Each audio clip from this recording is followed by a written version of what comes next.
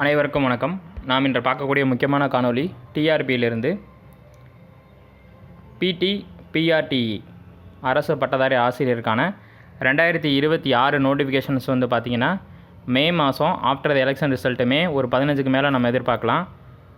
இது 2023 வந்த நோட்டிஃபிகேஷன்ஸ், 25/10/2023 வந்த notifications. Direct recruitment for the graduate teachers, black resource teachers educators, BRTE 2023.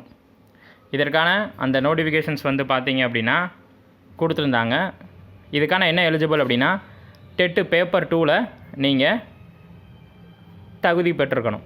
தற்போது வந்து பார்த்திங்கன்னா இந்த அறிவிப்பு அப்படின்றது மே மாதம் உங்களுக்கு இந்த நியமன தேர்வு நடக்க போகுது. இந்த 2023 வந்து பார்த்திங்க அப்படின்னா இதற்கான ஒரு ஜிஓ கொடுத்துருந்தாங்க. அந்த நோட்டிஃபிகேஷன்ஸை நம்ம இங்கே பார்த்துட்ருக்கோம். இப்போ வந்து பார்த்திங்கன்னா கிராஜுவேட் டீச்சர்ஸ், ஓகேங்களா, ஸ்கேல் வந்து பார்த்திங்க சம்பள விகிதம் வந்து பார்த்திங்க அப்படின்னா லெவல் 16க்கானது. லெவல் 16க்கான சம்பள விகிதம் எவ்வளோ அப்படின்னா ஸ்டார்டிங் வந்து 36,400 1,15,700 வரை, 36,400 1,15,700 வரை லெவல் 16க்கானது. எந்த டிபார்ட்மெண்ட்டில் அவங்க சர்வீஸ் பண்ண போகிறாங்க அப்படின்னா Tamil Nadu school educational subordinate service, Tamil Nadu school educational subordinate service. Post code number வந்து பார்த்திங்கன்னா 23 பிடி பிஆர்டிஇ பட்டதாரி ஆசிரியர். 2222 காலி பணியிடங்கள். தற்போது இந்த 2026 மே மாதம் வரக்கூடிய அந்த கால்ஃபர் அப்படின்றது ஒரு 1340க்கு மேலே எதிர்பார்க்கலாம்.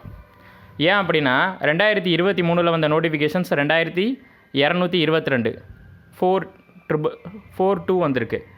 ஸோ இது வந்து நமக்கு என்ன தெரியுது அப்படின்னா இந்த 3 வருஷ இடைவெளியில் நிறையா பட்டதாரி ஆசிரியர்கள் ப்ரொமோஷன்ஸ்க்கு போயிடலாம், வெவ்வேறு பணிகளுக்கு சென்றிருக்க வாய்ப்பு இருக்குது, ஓய்வு பெற அதற்கோ வாய்ப்பு இருக்குது.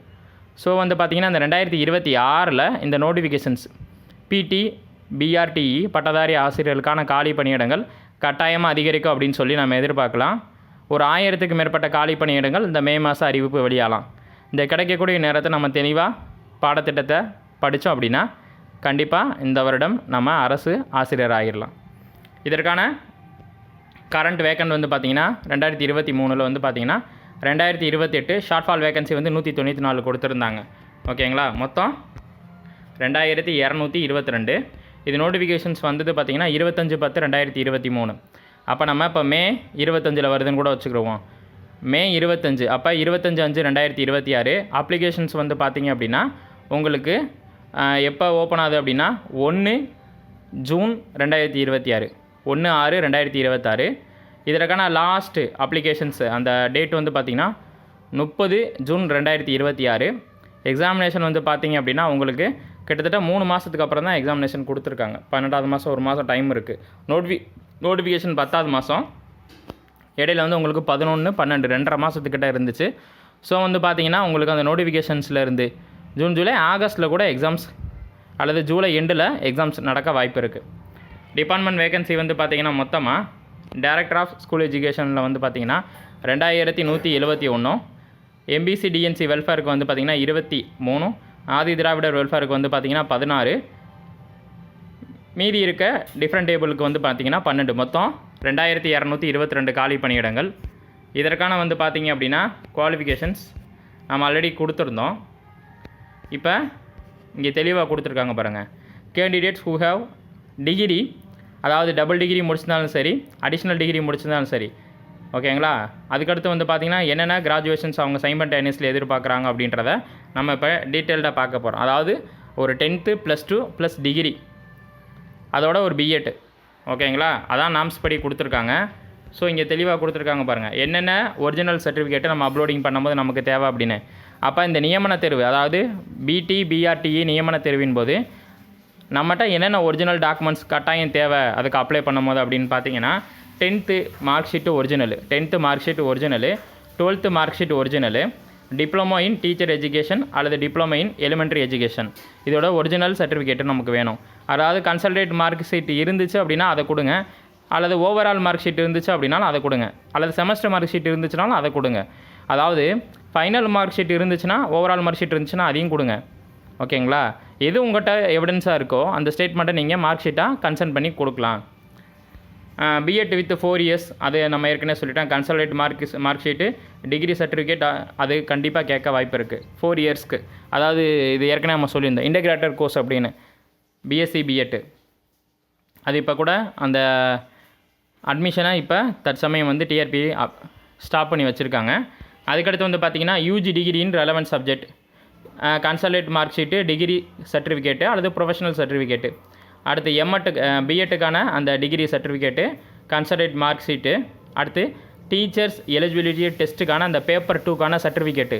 நீங்கள் பேப்பர் 2ல் தகுதி பெற்றிருக்கீங்க தேர்ச்சி அடைஞ்சிருக்கீங்கன்னா அதற்கான சர்டிஃபிகேட்டு. கிட்டத்தட்ட ஒரு 8 சர்டிஃபிகேட்டு உங்கள்கிட்ட இருந்துச்சு அப்படின்னா இதற்கான அப்லோடிங் நீங்கள் ஈஸியாக பண்ணிடலாம். அப்போ இதுக்கான க்ரைட்டீரியா என்ன அப்படின்னா நீங்கள் டெட்டு பேப்பர் 2ல் பாஸ் ஆகிருக்கணும். உங்களுடைய 10th original mark sheet 12th mark sheet plus டிகிரியோட original mark sheet consolidate mark sheet இருந்தாலும் அது ஓகே தான். அடுத்து பிஎட்டோட மார்க் ஷீட்டு ப்ளஸ் வந்து பார்த்தீங்கன்னா நீங்கள் டிப்ளமோ டீச்சர் ட்ரைனிங் முடிச்சிங்கன்னா அதுக்கான original certificate. Diploma in elementary educations முடிச்சிருந்தீங்கனாலும் அதுக்கான ஒரிஜினல் சர்டிஃபிகேட்டு. அதுக்கடுத்து நீங்கள் பிஎஸ்சி பிஎட் முடிச்சிருந்தாலும் சரி அல்லது பிஎட் முடிச்சிருந்தாலும் சரி அந்த 4 இயர்ஸ் இன்டகிரேட்டட் கோர்ஸ் இருக்குது. பிஎஸ்சி பிஎட்டு பிஎட் அவங்களும் இதுக்கு எலிஜிபிள் தான். ஏன்னா டெட்டு பேப்பர் 2 பாஸ் பண்ணி வச்சுருப்பீங்க. இதற்கான மார்க் ஷீட் அனைத்துமே தேவை. ப்ளஸ் வந்து பார்த்தீங்கன்னா அடுத்து என்ன கண்டிஷன்ஸ் கொடுத்துருக்காங்கன்னா கம்யூனிட்டி சர்டிஃபிகேட் வந்து உங்களுக்கு கட்டாயமாக இதில் என்ன சொல்லிச்சு அடிப்படை தான் பணி வாய்ப்பு அப்படின்றது கிடைக்கும். இதில் வந்து பார்த்தீங்கன்னா இங்கே க்ரைட்டீரியா கொடுத்துருக்காங்க. கம்யூனிட்டி சர்டிஃபிகேட் யார்கிட்ட இஷ்யூ பண்ணியிருக்காங்க அவங்க தான் வந்து சைன் பண்ணியிருப்பாங்க. ஓகேங்களா?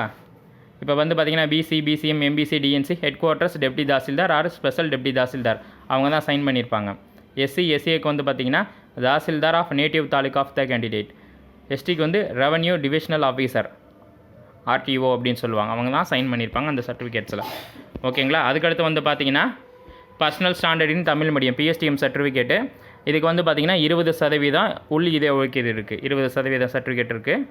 ஸோ அதில் நீங்கள் பிஎஸ்டிஎம் வந்து பார்த்தீங்கன்னா 10th 12th பிஎட்டு டிகிரி இது எல்லாமே நீங்கள் தமிழ் வழியில் படிச்சிங்க அப்படின்னா இதற்கான ஒரிஜினல் சர்டிஃபிகேட்டை நீங்கள் அப்லோட் பண்ணி தான் ஆகணும். அதாவது தமிழ் வழியில் படித்ததுக்கான ஒரிஜினல் சர்டிஃபிகேட் என்னென்ன அப்படின்னா 10th 12th அதாவது ஃபஸ்ட் ஸ்டாண்டர்ட்லேருந்து 12th ஸ்டாண்டர்ட் வரைக்கும் வாங்கியிருக்கணும். அடுத்து பிஎஸ்சி நீங்கள் பிஏ முடிச்சிருந்தாலும் சரி இதில் பிஎஸ்சிக்கான அந்த தமிழ் வழியில் படிச்சிங்கன்னா அதற்கான ஒரிஜினல் சர்டிஃபிகேட்டு தமிழ் வழியில் படித்ததுக்கான சான்றுகள் ப்ளஸ் வந்து பார்த்திங்கன்னா அந்த பிஎட்டுக்கான தமிழ் வழியில் நீங்கள் எழுதுனதுக்கான அந்த சர்டிஃபிகேட்.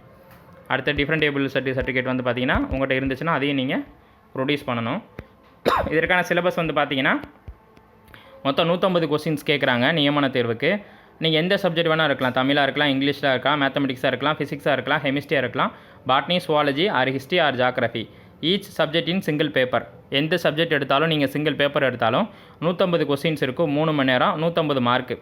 மினிமம் குவாலிஃபையிங் மார்க் வந்து 40%, அதாவது 30% BC BCM MBC DNC SC ST எல்லாத்துக்குமே.